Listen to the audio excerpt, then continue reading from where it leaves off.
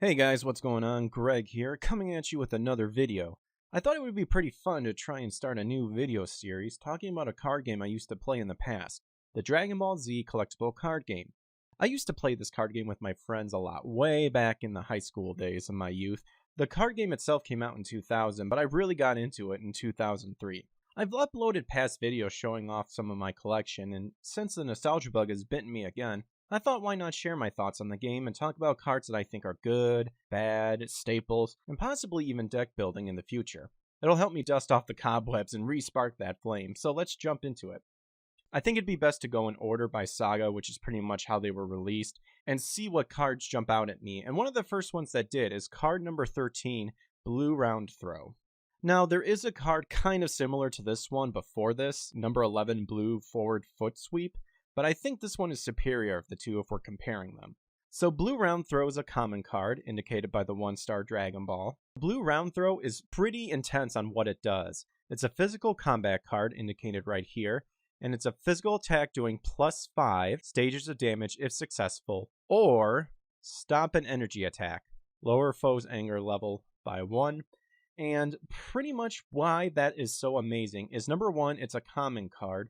Number 2, +5 is actually some heavy damage. In the Saiyan Saga, a lot of cards actually did a lot of heavy hitting, such as +5, 5 life cards. So despite the bad wording in the Saiyan Saga, and of course it was the beginning of the card game, so not everything was perfect, it's just insane on this common card doing this amount of damage.